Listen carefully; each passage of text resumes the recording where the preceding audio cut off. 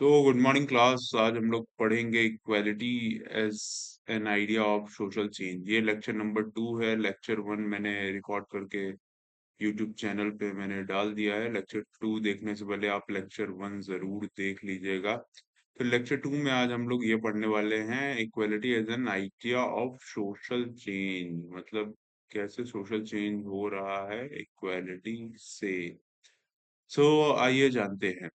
जैसे जैसे scientific thinking evolve कर रही थी, हम लोग मॉडर्न आइडिया ऑफ इक्वालिटी देख रहे थे लास्ट की वीडियो में। तो जैसे जैसे जो साइंटिफिक थ्योरी इवॉल्व कर रही थी, साइंटिफिक थिंकिंग इवॉल्व कर रही थी, डिमांड बढ़ती जा रही थी किसकी? सोशल चेंज की। जैसे हम लोग एंशियंट और मिडिवल टाइम पीरियड में देख रहे थे कैसे इनइक्वालिटी थी, कैसे लॉर्ड और सर्फडम हमें देखने को मिलता था। वैसे ही उसी के बाद जब मॉडर्न एरा आता है, मॉडर्न एरा में साइंटिफिक थिंकिंग हमें देखने को मिलती है। साइंटिफिक थिंकिंग डिमांड कर रही है किसकी? सोशल चेंज की। अब जब सोशल चेंज की डिमांड हो रही है, तो जीन जैक रूसो जैसे थिंकर आते हैं, पॉलिटिकल थिंकर आते हैं। वो अपनी book discourse on the origin of inequality, जो कि वो 1755 1755 में लिखते हैं, उनमें वो बताते हैं टू टाइप्स ऑफ इनइक्वालिटी के बारे में, कि दो प्रकार की इनइक्वालिटी समाज में, सोसाइटी में हमें देखने को मिलती हैं। अब वो कौन-कौन से 2 प्रकार की इनइक्वालिटी बताते हैं? पहली वो बताते हैं नेचुरल या फिजिकल इनइक्वालिटी, दूसरी वो बताते हैं कन्वेंशनल इनइक्वालिटी। अब नेचुरल और फिजिकल इनइक्वालिटी में वो बताते हैं कि ये नेचुरल इनइक्वालिटी हमने नहीं क्रिएट की।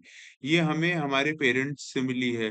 हमारी हाइट छोटी हो सकती है, हम ज़्यादा मतलब हेल्दी हो सकते हैं, हम ड्वार्फ हो सकते हैं, हम नाटे हो सकते हैं, हम गोरे हो सकते हैं, हम काले हो सकते हैं। तो ये मैन मेड इनइक्वालिटी नहीं थी, ये हमें नेचर ने दी ये इनइक्वालिटी। वहीं जो दूसरी इनइक्वालिटी हमें देखने को मिलती है, वो कन्वेंशनल इनइक्वालिटी देखने को मिलती है, मतलब जो मैन मेड है, जिसे हमने बनाया। जैसे मान लीजिए हम ज्यादा रिच हो गए तो हम कंसंट्रेशन ऑफ वेल्थ करने लगे, मतलब सारा पैसा हम अपने हाथ में रखने लगे। अब जब हम सारा पैसा अपने हाथ में रखेंगे तो बेचारे गरीबों के पास वो पैसा पहुंच ही नहीं पाएगा। या हम बहुत अमीर हो गए और हमने जो गरीब हमारी फैक्ट्री में काम कर रहे हैं, पुअर हमारी फैक्ट्री में काम कर रहे हैं, हम उनकी सैलरी जो हमें देनी चाहिए 30,000, वो हम उन्हें दे रहे हैं कितनी? 15,000 उनके, जबकि काम वो 12 ही घंटे कर रहे हैं। तो ऐसे हम किनका हिस्सा खा रहे हैं? किनका सरप्लस वैल्यू हम खा जा रहे हैं? किसकी? लेबर की। तो ये इनइक्वालिटी क्रिएट की है। या जैसे किसी जॉब में मैं बोल दूं केवल व्हाइट पीपल ही उस जॉब के लिए एलिजिबल होंगे, ब्लैक पीपल उस जॉब के लिए नहीं एलिजिबल होंगे, तो ये हो जाती है कन्वेंशनल इनइक्वालिटी। तो जीन जैक रूसो इन दोनों टाइप्स की इनइक्वालिटी के बारे में बात करते हैं। अब हम आगे देखते हैं, जैसे जैसे जो साइंटिफिक नॉलेज था उसका एडवांसमेंट हो रहा था, वैसे वैसे हम देखते हैं जो हमारी नेचुरल इनइक्वालिटी है। जैसे मान लीजिए हमारा कलर डार्क है, या हम ज्यादा हेल्दी हैं, हम ज्यादा मोटे हैं, या हमें सही से हम बहुत ज्यादा पतले हैं, हमें माल न्यूट्रिशन है। तो इन सारी चीजों को कम किया जा सकता है, जो नेचुरल इनइक्वालिटी है। जैसे मान लो किसी को कोई डिफिशियंसी है, तो हम उन्हें प्रॉपर न्यूट्रिशन दे के उनको क्या कर सकते हैं? उस जो डिफिशियंसी को कम किया जा सकता है या खत्म किया जा सकता है। कोई ज्यादा पढ़ने में नहीं अच्छा है, तो हम उसे अच्छी एजुकेशन देके उसको सही कर सकते हैं। मान लो कोई जन्म से ही पैदा होते ही कोई दिव्यांग पैदा हुआ, तो हम उसका प्रॉपर ट्रीटमेंट देके उसे सही कर सकते हैं। तो जैसे जैसे साइंटिफिक नॉलेज इवॉल्व हो रही थी, वैसे वैसे ये जो नेचुरल इनइक्वालिटी थी उसे हम कम कर सकते थे। लेकिन अब बात आ जाती है यहाँ किसका?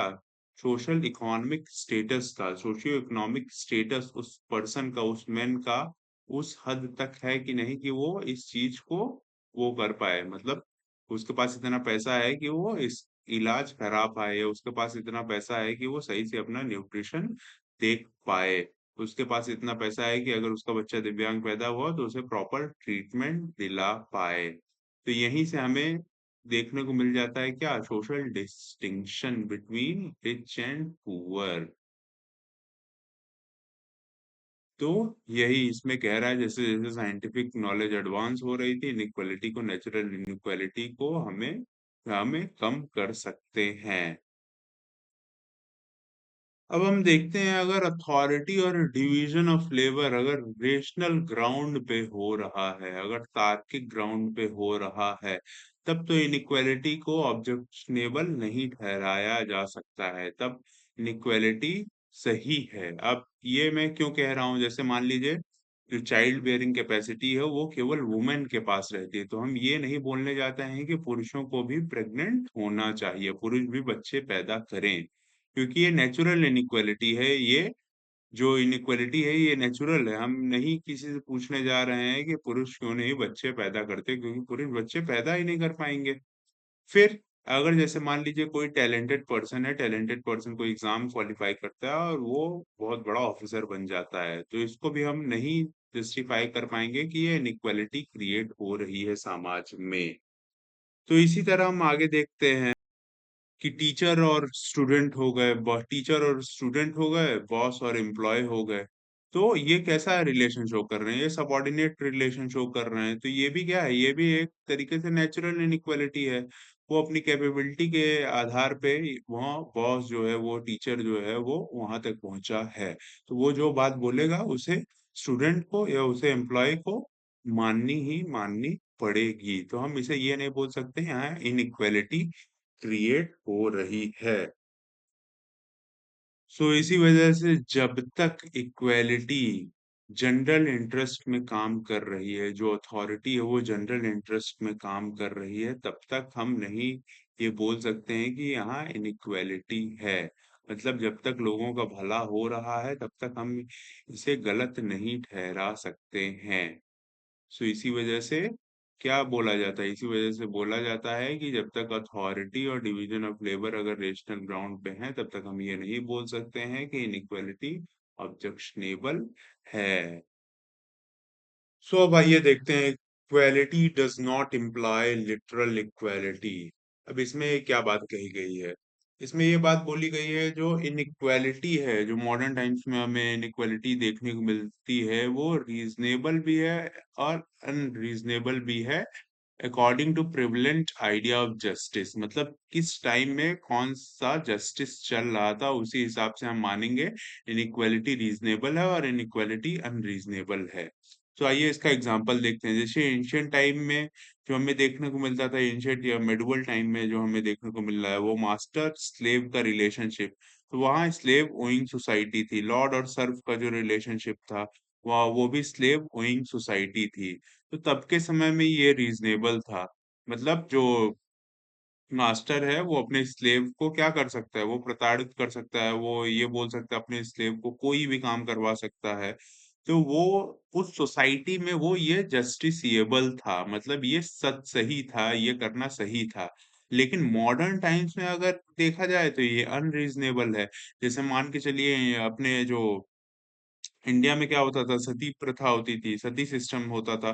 तो उसमें क्या करता था, जो पुरुष जब उसकी चिता जलाई जाती थी, तो महिलाएं क्या उसी चिता से पे बैठ के अपने आप को भी जला देती थी। मतलब जब पुरुष मर जाता था तो महिला भी उसी के साथ साथ मरवा दी जाती थी। लेकिन वही मॉडर्न टाइम्स में हमने देखा सती सिस्टम तो एकदम गलत है, तो इसी वजह से हमने उसे अबॉलिश किया। तो ये टाइम टू टाइम पीरियड की बात होती है, किस टाइम पे कौन सा चीज सही है, किस टाइम पे कौन सी चीज गलत है।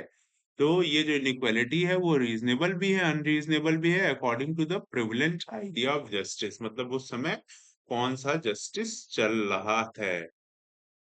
फिर आइए देखते हैं, ये जो इक्वालिटी है वो बेसिकली ये नहीं है कि इक्वल डिस्ट्रीब्यूशन ऑफ रिसोर्सेज। अब ये क्यों है, अब ये इस वजह से है, जो मेन है उसको इक्वल अपॉर्चुनिटी मिलनी चाहिए। इक्वल अपॉर्चुनिटी का मतलब क्या है, कि जैसे मान लीजिए कोई फिजिकली हैंडीकैप है, फिजिकली हैंडीकैप है और उसे किसी बस या ट्रेन में उसे चढ़ना है, तो क्या उसके लिए रैंप बना हुआ है, ये हमें देखना है। तो इक्वलिटी का ये मतलब नहीं है कि सबको इक्वल डिस्ट्रीब्यूशन ऑफ रिसोर्सेज कर दिया जाए। हमें जो समाज में डिसएडवांटेज्ड सेक्शन के लोग हैं या फिजिकली हैंडीकैप लोग हैं या जो पुअर सेक्शन के लोग हैं, हमें उनको जो भी पॉलिसीज बना रहे हैं, हमें उनको ध्यान में रखते हुए बनाना चाहिए। तो क्या हम उन्हें वो अपॉर्चुनिटी प्रोवाइड करा पा रहे हैं जिससे वो अपनी क्वालिटी या कैपेसिटी अपनी इंक्रीज कर पा रहे हैं कि नहीं?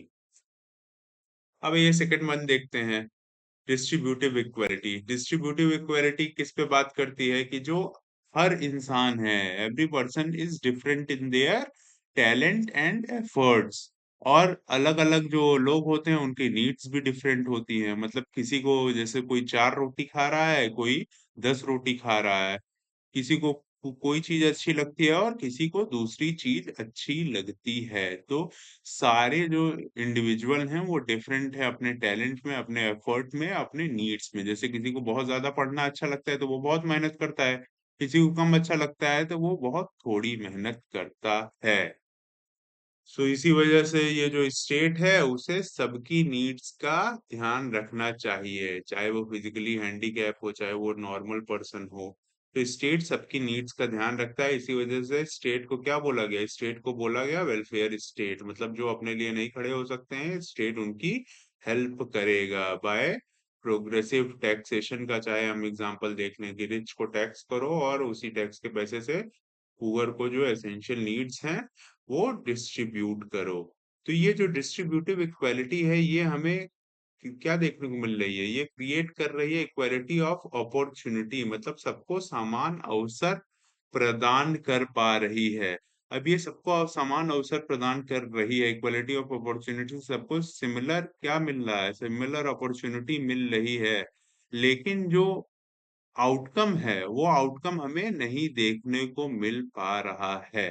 अब ये हमें क्यों नहीं देखने को मिल पा रहा है? फॉर एग्जाम्पल हम इसका लेते हैं, एग्जाम्पल हम लेते हैं, जैसे मान लीजिए आपका कोई एग्जाम है, एक रिच जो फैमिली बैकग्राउंड से आया हुआ स्टूडेंट है वो एग्जाम को दे रहा है, एक पुअर फैमिली बैकग्राउंड से आया हुआ स्टूडेंट वो भी एग्जाम दे रहा है। तो अब हमें क्या टसल देखने को मिलेगा? सिलेबस मान लीजिए इंग्लिश में है, सिलेबस इंग्लिश में है, ये जो पुअर फैमिली से आया हुआ स्टूडेंट ये किसी इंग्लिश मीडियम स्कूल में नहीं पढ़ पाया है, इसे इंग्लिश नहीं आती है। अब ये भी जब जाएगा उस एग्जाम को देने के लिए तो ये हो सकता है ये जो रिच बैकग्राउंड से आया हुआ बच्चा है उसके कंपैरिजन में ये इसकी परफॉर्मेंस जो पुअर सेक्शन से आया हुआ बच्चा है वो बहुत पुअर रहेगी। जैसे मान लीजिए ये 20 आउट ऑफ 30 लेके आता है, ये पुअर जो सेक्शन से जो बच्चा है वो हुआ है वो 10 आउट ऑफ 30 मार्क्स लेके आता है। तो यहीं से हमें इनको इनके बीच हमें इनइक्वालिटी देखने को मिल गई। अब ये इनइक्वालिटी क्या थी? ये इनइक्वालिटी मैन मेड इनइक्वालिटी थी। ये हमने इनइक्वालिटी बनाई कि ये जो पुअर सेक्शन से आया हुआ बच्चा है ये क्यों पुअर रह गया। ये शायद इस वजह से पुअर रह गया, जो इसके फादर को सैलरी मिलनी चाहिए थी 30,000 वो इन्हें 15,000 ही मिल रही है। जो इनकी 15,000 जो इन्हें और मिलने चाहिए थे वो किसी पूंजीपति, वो किसी कैपिटलिस्ट के जेब में चले गए। तो डिस्ट्रीब्यूटिव इक्वालिटी नहीं क्रिएट कर पा रही है इक्वालिटी ऑफ आउटकम, मतलब रिजल्ट अच्छा नहीं दे पा रही है। तो समाज में इक्वालिटी होनी चाहिए वैसे हमें नहीं दिखाई देखने को मिल रही है। सो अगर आपको मेरा वीडियो अच्छा लगा हो तो इसे लाइक शेयर एंड सब्सक्राइब जरूर करिएगा। नेक्स्ट लेक्चर में हम बात करेंगे इक्वालिटी ऑफ अपॉर्चुनिटी की, कैसे इगैलिटेरियन सोसाइटी बात कर रही है इक्वालिटी ऑफ अपॉर्चुनिटी की। Thank you so much for watching my video.